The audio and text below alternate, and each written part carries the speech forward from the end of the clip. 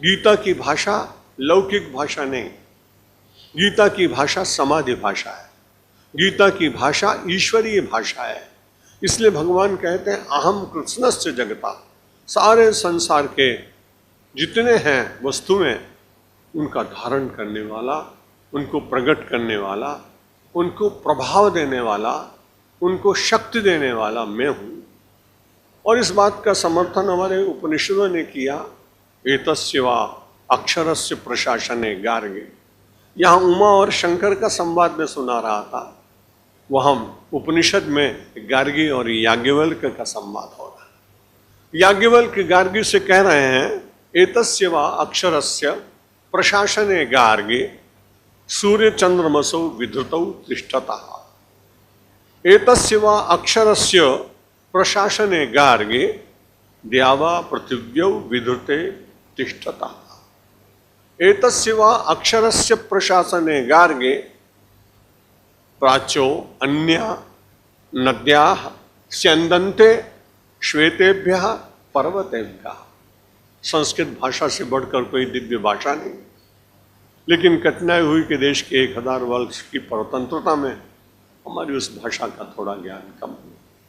लेकिन आज भी बहुत लोगों का अनुभव है कि अन्य भाषाओं की अपेक्षा यदि आप संस्कृत का उपयोग करें तो उस भाषा का ये प्रभाव है कि मन की चंचल वृत्तियां धीरे धीरे शांत होती।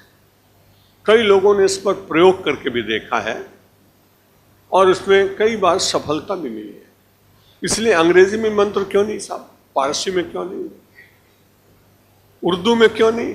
क्योंकि वो मंत्र इसलिए हैं कि उन ऋषियों ने उसे बहुत बार साधना है। एक ही शब्द का करोड़ों बार शुद्ध शब्द का और पवित्र अंतःकरण से उच्चारण करते करते वे शब्द अपने आप मंत्र बन जाते।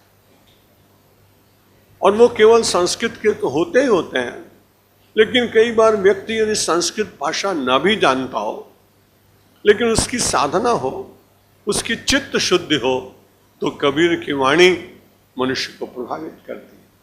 बड़ी उलटबाजियां हैं सारी। साथ ही साथ आप देखते हैं नानक की वाणी तो बिल्कुल ही प्राकृत भाषा जैसी है, लेकिन नानक की वाणी का तो पाठ करते लोग। रविवार के दिन मेरा गुरुद्वारा में यहाँ प्रवचन था, मैं उनका संगठन और उनके अनुशासन को देख के बड़ा प्रभावित हुआ। 2-2.5 हजार लोग प्रति रविवार को एकत्र होते हैं। हम लोग तो यहाँ के चुपचाप बैठ जाते हैं, बड़े अच्छे हैं, भद्रजन हैं, आपको बहुत मैं नमस्कार करता हूँ। आपने कभी नहीं सोचा कि आसपास कोई गंदगी है, चलो हम भी साफ करें। लेकिन जब गुरुद्वारा में कोई बड़े से बड़ा आदमी जाएगा तो झाड़ू पहले लगाएगा। पहले स्वच्छ होना चाहिए स्थान, और उससे नम्रता आती है, अपने बड़प्पन का विस्मरण होता है। सब जगह हम कुछ हैं, जरूर ठीक है, लेकिन देवालय में जब जाएं और हम कुछ हैं ऐसा विचार करेंगे तो हनुमान जी कहेंगे ये तो कुछ वाला आया है, इसको क्या पूछना, ये तो कुछ लेके आया है, खाली थोड़ी है, भरा भरा आया, और भरे हुए पात्र में कुछ नहीं मिलता। इसलिए भगवान और इष्ट देव के सामने जब जाएं तो मेरा निवेदन है कि कुछ हूं ये पहले भूल जाएंगे।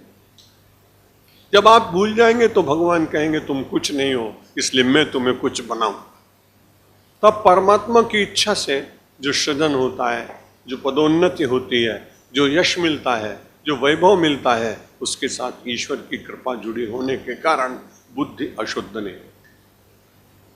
गार्गी से याज्ञवल्क्य जी ने कहा कि देखो मत्ता सर पर मेरे अतिरिक्त संसार में कुछ है नहीं, और मैं ही सारे संसार का प्रभाव करने वाला और प्रलय करने वाला हूँ।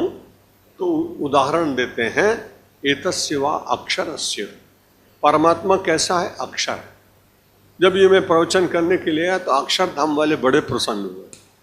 उनने कहा देखो स्वामी जी भी अक्षर को मानते हैं, दुनिया में सब लोग मानते हैं। मेरे तो प्रमुख स्वामी जी महाराज का बड़ा वात्सल्य, बड़ा अनुराग। उनके किसी भी अक्षरधाम का, चाहे लंदन का हो, चाहे अहमदाबाद का हो, चाहे दिल्ली का हो, उन्होंने बड़े प्रेम पूर्वक सबसे पहला प्रवचन मेरा कराया। उनके ग्रंथों में आपने देखा होगा, आपने पढ़ा। ये अक्षर शब्द बड़ा प्राचीन है।